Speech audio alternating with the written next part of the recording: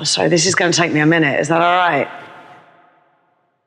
So it happened, but I think of it differently. I remember it differently. So it's like I lie to myself about it. Yes, I do.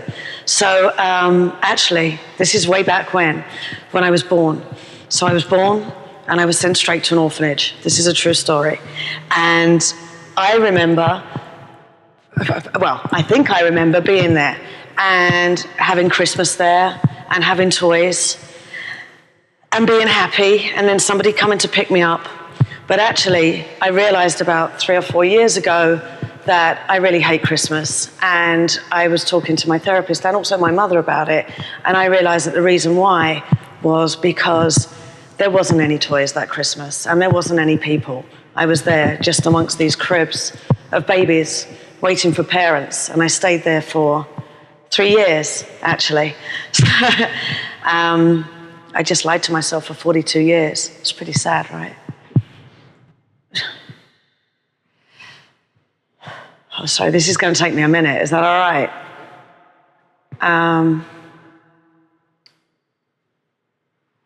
Oh, God, that's a bit heavy to start with. Oh, I'm an orphan and my husband batters me. Because I'm not a victim. I'm not suffering, honestly.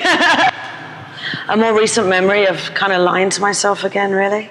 Yeah, or just remembering it differently, right? Okay. Actually, I don't know if you know, but I broke off with my fiancé last October.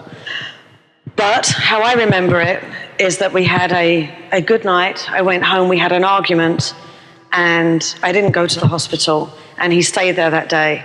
And then 3 days later, I finished with him. Does that sound bizarre? It sounds so ridiculous, doesn't it?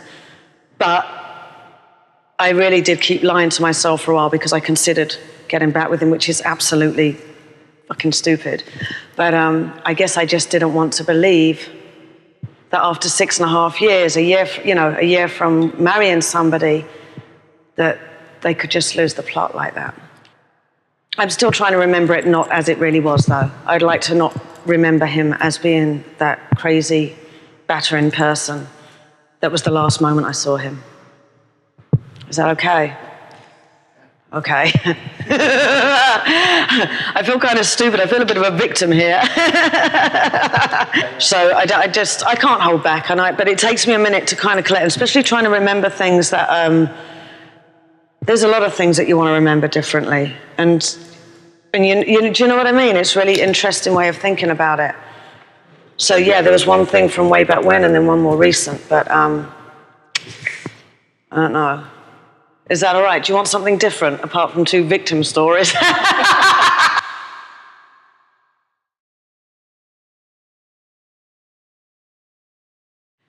My house is located in the middle of nowhere. Contours of a figure emerge now and then. My house is located in the middle of nowhere. There's nothing in between. And there really isn't. And a lot happened in between. You know, I mean, I moved to lots of different countries. I traveled the world. I worked in clubs and dungeons and worked on Wall Street. I got married. I got divorced. I moved in with somebody else. I had a lesbian relationship. My father caught me with the woman, said, "Is she your husband? Is she your wife?" Yes, all of the above. And now here I am.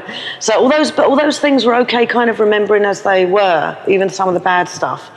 I don't know, how bad's bad, really? Journeys to relive your past. But New York is the only place I've settled. I lived in Berlin for 3 years. I lived in Zurich for a year, France, Ibiza, dancing in clubs, Tenerife, or Barcelona. Journeys to relive your past. I'm drawn to places that sometimes I feel like may have had a past life. I don't know whether I did or not. Personally, I do believe in that. My family are gypsies, so I kind of have that spiritual in touch with the other side stuff. Journeys to relive your past. Always cities, yeah. I've always moved to cities. I can't, I need to be near a lot of people. I need to be able to walk to stores, and I've always moved to cities. I can't 24 hours, whatever time you get out of the cab, it feels safe, whether it is or it isn't, because there's people around. I need people, even though it's lonely, it's anonymous. I like it here. It's different from London because it's so transient. I like having a lot of people around me, but not being like in a close family.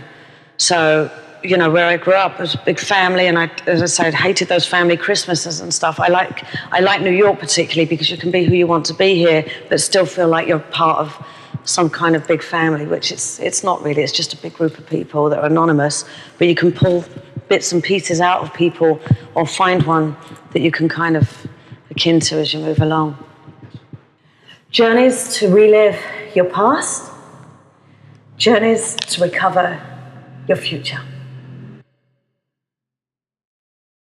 I realized I had to free myself from the images, and that really sticks in my mind because sometimes you just have to move on. I burnt all my diaries. I wrote diaries for 13 years, and I just got them all. I just didn't want to look at them anymore. I didn't want those memories. I burnt 13 years worth of them. I did all of them, and I stopped writing them. I had this fear that somebody was going to find out. I mean, what big secrets? I mean, God, really? But people then see you as something else. I don't know. I just had this massive fear that I would move on to a new space, or like I get to New York and I can be who I want to be, and something might just turn up that, you know, people then see you as something else. I don't know. I had to free myself from the images which, in the past, had announced to me things I sought. For 3 years, they called me Tracy Nichols, so talk about personality crisis. Sounds like a porn star, even at 3. And then I was adopted and became Jane Toogood, which you couldn't even, you know, you've gone from porn star at 3 to like goody two-shoes at 3.5. It was pretty harsh, you know. And then I hated that name. I hated Jane because I felt like it was boring. Other people were having like funky names like Bettina and Carol and things like that. But Jane was so boring in the 70s. Edwards was like a no-name, so I can kind of be this person who started some kind of life as Jane, forgetting Tracy Nichols, which I don't remember much of anyway. And Edwards was just, that was the best thing I got out of my marriage, I guess, really. So, and then I moved to New York. So 10 years ago, I get here, and actually I'm seeing a woman who I walk into a bar one night, and she calls me Patsy. And I don't know what she's on about.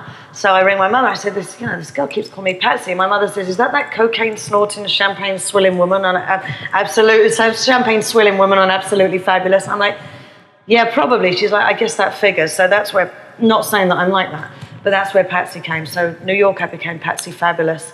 Patsy Fabulous, fantastic. And then, as you know, I've done 20 years as a dominatrix at dungeons as well around the world. And I've always called myself Mistress Kate from the age of, I don't know, 16, so it's not quite 20 years.